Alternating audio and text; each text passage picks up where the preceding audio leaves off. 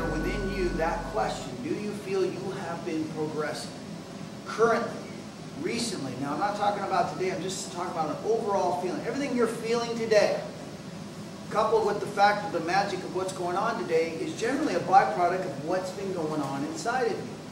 And another thing that we get to look at that others don't have and that you need to be aware of all the time is when you look at the assets in your life, would you rather be a person that has assets inside or outside? You see, and if you got assets inside, which is what these truths are about, you got something that money can't buy because it's on the inside. See, money can't get inside you. Cars, houses, all that stuff, everything that's on the external three-dimensional world, they can't get inside you other than food, and that isn't even inside you, it's just in your body. Inside you represents your soul. The assets that we're looking for in life are in me. That's where I want them. And if the assets are in me, pretty soon they'll be without me. They'll be on the outside of me. This is the whole idea. We always had the cart before the horse. The cart representing how I feel, how I live this life, and that being in front of the horse, which is supposed to mean this three-dimensional world, is the horse. The horse is never supposed to be in the back of the carriage. The horse being in the back of the carriage is living on a basis of, do I have the right amount of money? How's my relationship? Or what do I look like in this world? What am I going to eat next? Where am I going to go next? What's my next adventure? Those are all great things, but they're cart before your horse. How am I doing inside? How are my feelings right now? How am I feeling about the people I love? Have I been nurturing my relationships? Am I nurturing me? When was the last time I have nurtured me? This has got to be a constant, ongoing process for people like us. How do I nurture me today, God? How do I feel better about who I am today than I was yesterday? These are questions I got to ask. Can you give me the knowledge of how to awaken that? Can you give me the knowledge of how to see that? All I'm always asking for from God is knowledge, because God's given me everything else. When God has given me a human body on this three-dimensional earth, that means that anything of this earth is I have entitlement to. Now, outside of that, I got to run around and I got to look inside and wonder, but is that what it's all about? No, it's not. What it is about is how am I doing inside? I want my assets to be inside. I want to know that who I am, the quality of who I am lies within, not without. This is the riddle that people with money have to face. Who I am is that the quality of what I have without or within. And you live in a three-dimensional world that says it's the quality you have without, not within. So that message is constantly being delivered. You got to remember that, because when you think those outside conditions are going to fix you, they're not. But what will create all those outside conditions is if the insides are working well. This is a hard formula to really grasp. And the way that we got to do that is ask those questions right now. Have I progressed in life? And if I haven't progressed, I need human help. I need to reach out to a human being. If I haven't felt, maybe I have progressed, but maybe there's a desire for more progression. Step 5 is the answer. How do I connect to another human being, take some direction, and find out how I can set path on feeling more and more of that good feeling about what my life's about? That's the answer. And then coupled with the fact that where do you want your assets? Anybody in this room, can you recognize my assets are within, not without? What the real qualities of who I am and what I would want to show the world lie within me. They are not without me. They're not in my car. They're not in my relationships. They're not in where I hang out. They are within. This is to me, this is the true catalyst to my life that I want to live. I want to know that my assets are within me, not outside of me. That the rewards that I'm looking for in life, I recognize are the rewards of feeling good about this world and feeling like I'm living in a world that I want to live in. Not the physical comfort of what my needs are. But I can tell you this, you will have all those physical attributes if you get the insides working correctly.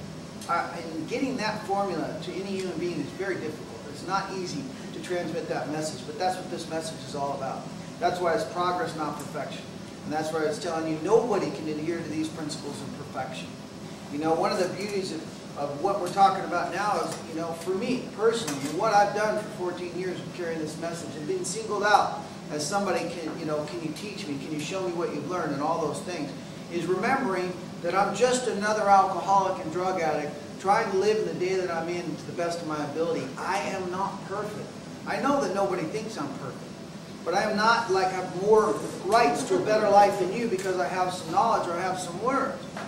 And I think the one thing that we got to remember is that there is no place like that. There's no place where we reach, we're like, God, I have arrived. There's more to do, and I'm going to go farther, but I have arrived. That's not what it's about.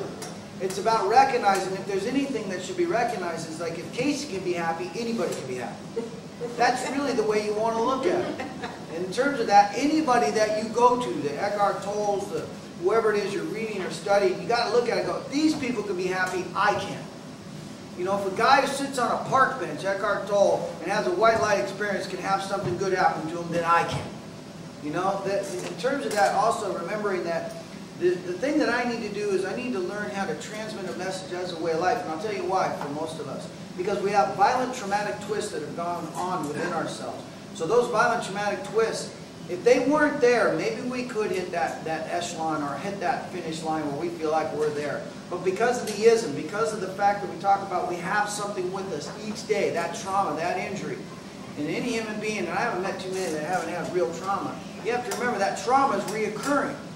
That's why the way of life has to be reoccurring, and it's not like a finish line. So what we're dealing with is serious, serious stuff within me, but it's not that complicated to recognize. I have way more than I think I have.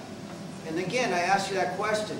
Are your assets within or without? And if you can't answer within, which I know you can because that's the truth, you must let that continue to be your guide. What you just felt when you asked that question, or that my assets are within me, not outside of me, that feeling that you just connected to is the one that perpetuates you into a good life each day and each moment. Is remembering what is within me is what I'm all about. And what is within me, I'm getting God within me, and harmony, and spiritual principles within me. So what I've become about is what I've always wanted to become about, which is something good to this life, to give to this world, to be somebody in this world that tries to live a better life, better than average. That's what it takes.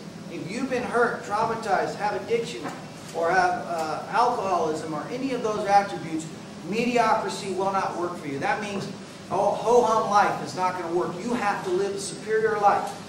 The rewards are unbelievable, but you have to know that I need to live a superior life. So just being a good guy isn't good enough. I have to be a brilliant human being that's trying to manifest to their Creator to the best of their ability, and it starts now. Because wherever you're at, once you decide that that's your goal, you're in the right place, and it starts right now. So more importantly is to recognize if you have been beat up, you've been bent down, and this life has affected you in a negative or a real strong way, you are the light of this world that shows people that no matter what happens, you can still have a good life. So, and it's transmitted. Remember, everything is recorded. Everything is recorded. So you don't do a good deed, live a good life, have good things, make transition, and not have that be recorded in your life and the energy that surrounds you. This is something I had to remember initially in the beginning of recovery. Very important to remember that the assets that I have in my life are within me. And that when I live this life, that my real goal is to just be as happily and usefully whole as I can in the moment I'm in. And that's a reward that we all have. It's claimed, it's self-acclaimed. And nobody can tell you you're happy. So why wait? Why not embrace that right now? Why do I keep letting these false demons, make up who I am or I'm not? Get rid of them and know that you're living a better life. And as you live this better life, everything is recorded in you. And I guess that was really important to recognize that I don't need to be singled out, told, or expressed by anybody that I'm doing okay. I have to remember, when I live this life and I take these good actions, it's recorded in the space that surrounds my soul, which we call continence. Continence is the spirit within. Everybody has a spirit within. You're radiating that all the time. So everything you've done, everything you do is recorded in you. Look at your life again now. And how much have you been on this path? How long have you been looking to improve the quality of your life? Do you embrace that? Some of you got a long track record of trying to look for the good life. That's all that's asked of you. Seek something better. Don't compromise, and don't make it okay that it's just mediocre. You must live a superior life. And I don't know, when you walk out that door today, take that with you, that I can and I am living a superior life. And I will continue to do that. God, can you help me to recognize that that's mine?